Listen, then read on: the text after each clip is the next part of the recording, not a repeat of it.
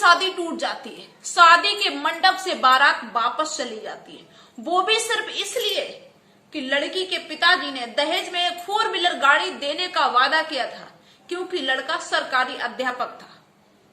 दोस्तों क्या होता है कि एक आकस्मिक परेशानी के चलते उसके पिताजी ने गाड़ी नहीं खरीद पाई।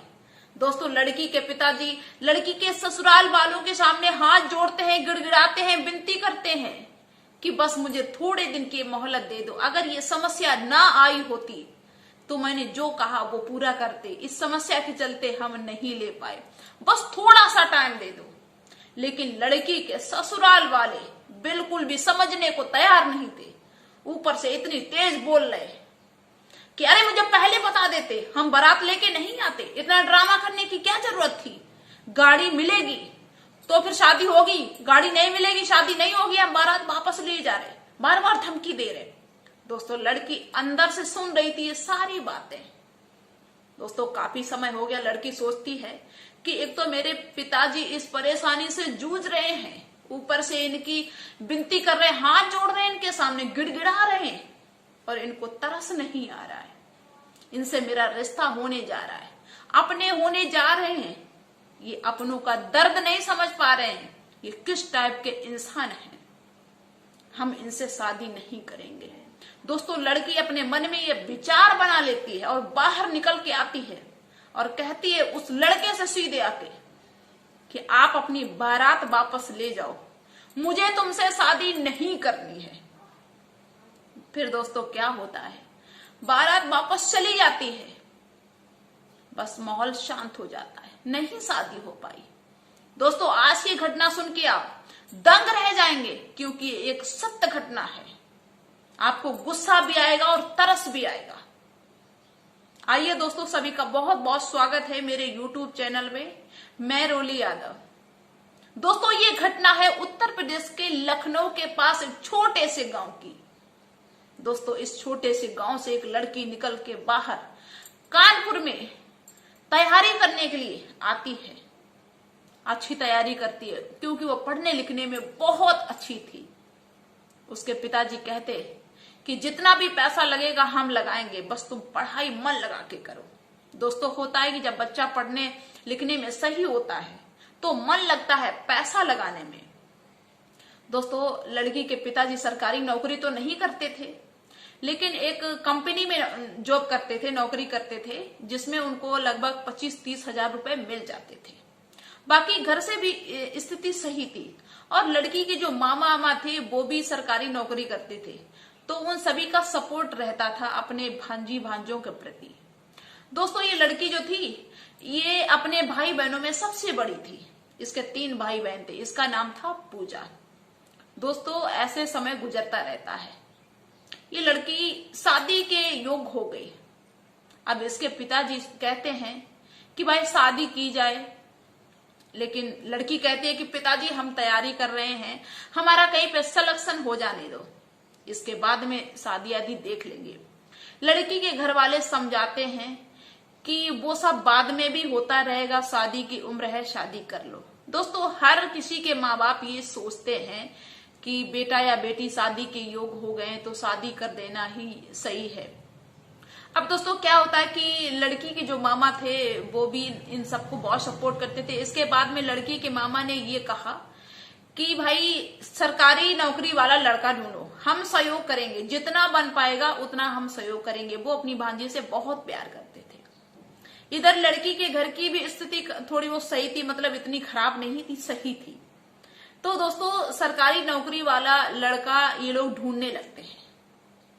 कानपुर में एक लड़का मिल जाता है, वो सरकारी अध्यापक था। दोस्तों लड़की के पिताजी को, लड़की के मामा को वो लड़का पसंद आ जाता है। शादी की बात फाइनल होती, इसके बाद में लड़के वाले लड़की को देखने आते हैं, लड़की भी उनको पसंद आ जाती, प्लस उसकी शिक्षा भी सभी को बहुत अच्छी लगती। दोस्तों क्या होता है कि शादी फिक्स हो गई, यहां तक कि शादी की डेट भी फिक्स हो गई। अब दोस्तों यहीं पे एक ऐसा मोड़ आता है जो सभी को हिला के रख देता है। शादी नजदीक आ रही थी, वैसे ही लड़की के पिताजी का बहुत भयंकर एक्सीडेंट हो गया। दोस्तों एक्सीडेंट इतना भयंकर था कि कुछ बता ही नहीं सकते। सिर्फ वो जिंदा बच गए इतना मानो। दोस्तों उनको हॉस्पिटल में आनन फानन में भर्ती कराया जाता है। यहां तक कि इलाज में जितनी भी जमा पूंजी थी सब खत्म हो गई। दोस्तों जब ऐसी स्थिति आ जाती है ना तो अच्छे परेशान हो जाते हैं, चाहे कितना भी किसी के पास में पैसा हो। जब इस तरह की समस्या आती है तो सभी के पास पैसे की कमी होने लगती है। अब दोस्तों जब ये इनका इलाज चलने लगा, अब उनको कहीं ना कहीं ये चिंता सताने लगी कि ये इतनी परेशानी में है, अब ये पता नहीं हमें दहेज दे पाएंगे, जो मेरी डिमांड थी पूरी कर पाएंगे कि नहीं कर पाएंगे। उनको बार बार ऐसा लगने लगा कि कहीं ना कहीं बहाना बना के इस शादी को कैंसिल कर दिया जाए। दोस्तों फोन पे बात होती है, लेकिन लड़की के पिताजी थोड़े थोड़े सही होने लगते हैं और वो इन सबको समझाते हैं कि मैंने जो भी तुम्हें देने का वादा किया है वो सब कुछ देंगे। तुम जिस डेट पे वो बारात फिक्स हुई थी उसी डेट पे बारात लेके आओ। दोस्तों क्या होता है कि शादी की डेट धीरे धीरे नजदीक होती जाती है। लड़की के पिताजी ने घर में तो कुछ बचा नहीं था, बाकी जो रिश्तेदार थे, खास लोग, मामा वगैरह जो लड़की के थे, उन्होंने जो भी दिया उससे उनका कुछ दहेज पहुंचा दिया जो भी उनको देना था। बस बात सिर्फ गाड़ी की बची थी और उसके लिए आधे पैसे कम पड़ रहे थे। लड़की के ससुराल वाले कहते हैं कि मुझे गाड़ी चाहिए, शादी तभी होगी। तो लड़की के पिताजी ने उन सबको आश्वासन दिया कि तुम बारात लेके आओ, हम कोशिश कर रहे हैं, अगर हो जाएगी तो गाड़ी तुमको दरवाजे पे ही खड़ी मिलेगी। दोस्तों क्या होता है इस समय कि लड़की के पिताजी जो साले वगैरह थे उन लोगों ने तो सहयोग कर दिया था, बाकी जो और रिश्तेदार थे उनसे उम्मीद लगाई, उनसे पैसा मांगा। लेकिन दोस्तों कहते हैं कि जब इंसान का बुरा वक्त आता है तो जिससे उम्मीद होती है वही उम्मीद तोड़ता है, वही धोखा देता है। दोस्तों सबने मना कर दिया, क्योंकि इंसान पैसा तभी देता है जब उसको ऐसा लगे कि हाँ ये मुझे पैसा दे सकता है। जब किसी को ये लगने लगे कि ये देगा कहां से, ये खुद परेशान है, तो दोस्तों अच्छे मुकर जाते हैं।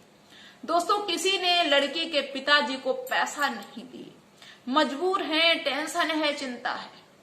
दोस्तों बारात जिस दिन आनी थी वो दिन भी आ गया, शादी वाला दिन भी आ गया।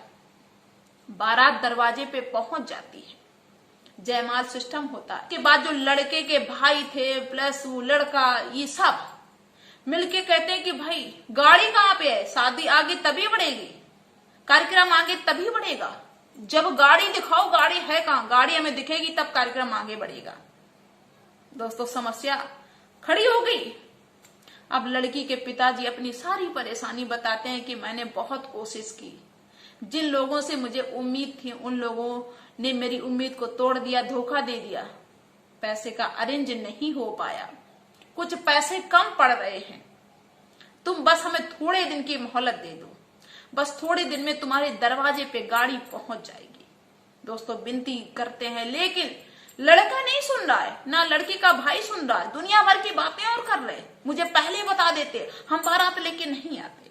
दोस्तों यही सब होता रहता है घंटों तक।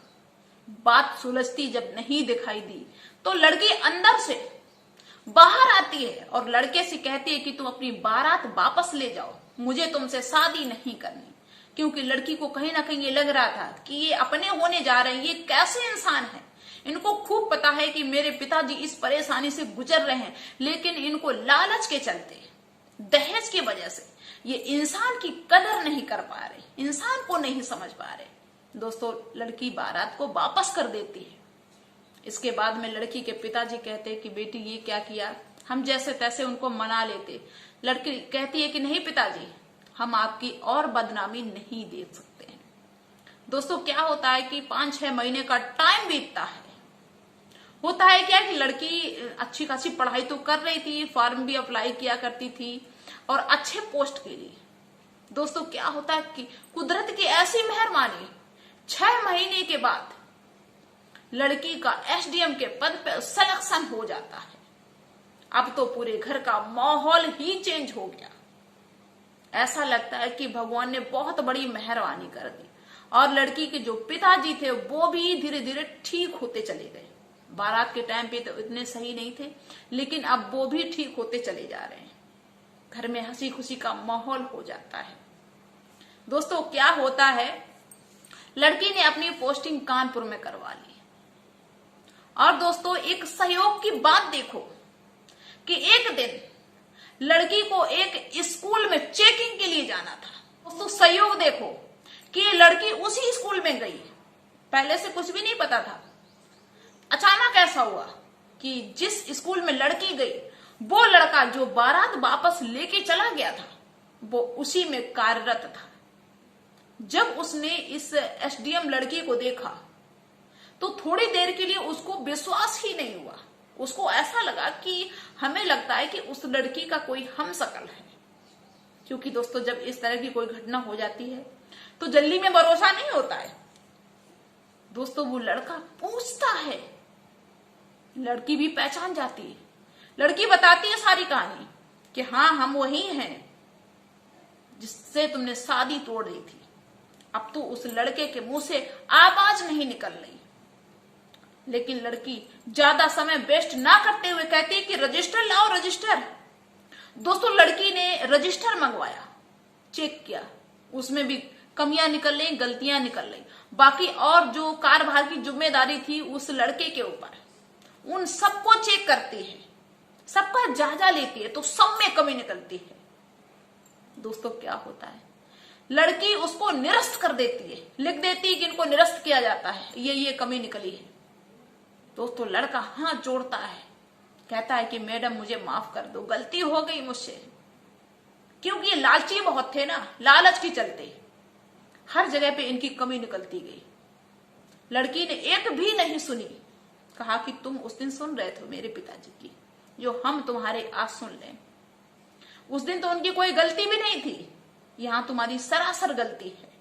हम कैसे माफ कर दें, हम कानून के अंडर में हैं। दोस्तों उसको निरस्त कर देती है लड़की, और ये सारी कहानी शाम को अपने पिताजी को बताती है। और पिताजी इसके बड़ा गर्व महसूस करते हैं अपनी बेटी के ऊपर। उस बेटी को भी बहुत अच्छा लगता है, ऐसा लगता है कि आज बहुत सुकून मिला मुझे। दोस्तों हम सभी से एक बात कहना चाहते हैं, अपनी सभी बहनों से, कि इस तरह की कोई अगर समस्या तुम्हारी लाइफ में आती है तो कोई गलत कदम मत उठाना कि भाई किसी ने रिश्ता तोड़ दिया, किसी ने छोड़ दिया तो हम आत्महत्या कर लें, जान दे दें। बल्कि सही रास्ते पे जाके उसको मुंह तोड़ जवाब देना। जवाब देने का यही अच्छा तरीका होता है कि उसको सफल होके दिखाओ, सक्सेस होके दिखाओ। और किसी के सामने ज्यादा झुकना मत, क्योंकि किसी के सामने ज्यादा झुकोगे ना वो इंसान तुम्हें पूरी जिंदगी झुका के रखेगा। तो चलिए दोस्तों फिर मिलते हैं नेक्स्ट वीडियो में ऐसी ही एक सच्ची घटना के साथ में। जो लोग मुझे पहली बार देख रहे हैं वो मुझे सब्सक्राइब जरूर कर दें, बेल आइकन को प्रेस कर दें, ताकि नए वीडियो का नोटिफिकेशन सबसे पहले आप तक पहुंच जाए। तो बाय दोस्तों।